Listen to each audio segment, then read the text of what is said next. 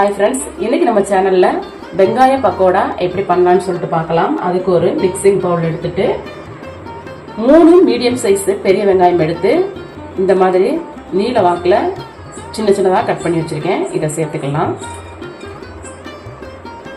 வெங்காயத்தை சேர்த்து நல்லா இந்த மாதிரி கை வச்சு பிரிச்சு விட்டுக்கணும். 2 பச்சை மிளகாய் எடுத்து இந்த மாதிரி குட்டி குட்டியா நறுக்கி வச்சிருக்கேன். இதை சேர்த்துக்கலாம். கருவேப்பிலை இலைகள் எடுத்து சின்ன சின்னதாக நறுக்கி வச்சிருக்கேன். அதையும் சேர்த்துக்குவோம். பெருஞ்சீரகம், மிளகாத்தூள் 1/2 டீஸ்பூன் மட்டும் சேர்க்கிறேன். 1/4 டீஸ்பூன் பெருங்காயத்தூள், தேவையான உப்பு நல்லா நம்ம கலந்து விட்டுக்குருவோம். நல்லா கலந்து விட்டுட்டு சூடான ஆயில் ஒரு 1/2 குழிக்கரண்டி சேர்த்துக்குவோம். இந்த மாதிரி சேர்க்கும் போது பக்கோடா நல்லா கிறிஸ்பியா வரும். ஆயில் சேர்த்து நல்லா வெங்காயத்தை கூட கலந்து விட்டுட்டு பக்கோடா செய்யறதுக்கு இப்ப தேவையான மாவு நம்ம சேர்த்துக்குவோம். 1/2 கப்பு கடலை மாவு, 1/4 கப்பு அரிசி மாவு, இது 2 சேர்த்து நல்லா நம்ம கலந்து விட்டுக்குவோம். தண்ணி சேர்க்காம நம்ம முதல்ல நல்லா பிசைஞ்சு எடுத்துக்குவோம்.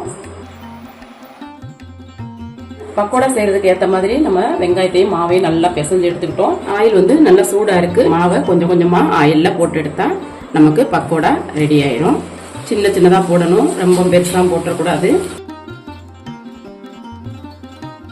ஆயில்ல சேர்த்த உடனே திருப்பி விட்டுறக்கூடாது. 1 நிமிஷமாவது அதை நல்லா பொரிய விடணும். அதுக்கப்புறம் தான் நம்ம திருப்பி விடணும். இந்த பபிள்ஸ் எல்லாம் அடங்கிட்டு நல்லா மொறுமொறுங்கிற சவுண்ட் வரணும். அது வரைக்கும் நம்ம இதை ஆயில்ல நல்லா பொரிச்சு எடுக்கணும். கோல்டன் ப்ரௌன் கலருக்கு மாறிடுச்சு பாருங்க. Crispy and tasty onion pakoda பொரிச்சு எடுத்துட்டோம். இதை வேறொரு தட்டுக்கு மாத்திக்கலாம்.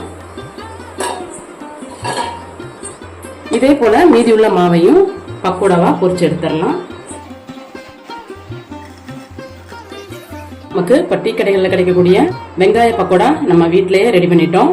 இது பார்த்தீங்கன்னா அவ்வளோ ஒரு கிறிஸ்பியாக இருக்கு பாருங்க. பண்ணியிருக்க இந்த வெங்காய பக்கோடா ரெசிபி உங்களுக்கு பிடிச்சிருக்கு அப்படின்னா இந்த வீடியோக்கு ஒரு லைக் கொடுங்க. என்னுடைய சேனலை சப்ஸ்கிரைப் பண்ணுங்க, கமெண்ட் பண்ணுங்க, உங்க ஃப்ரெண்ட்ஸுக்கும் ஷேர் பண்ணுங்க. மீண்டும் இது போல நல்லது ஒரு ரெசிபியில உங்களை சந்திக்கிறேன். அது வரைக்கும் நன்றி, வணக்கம்.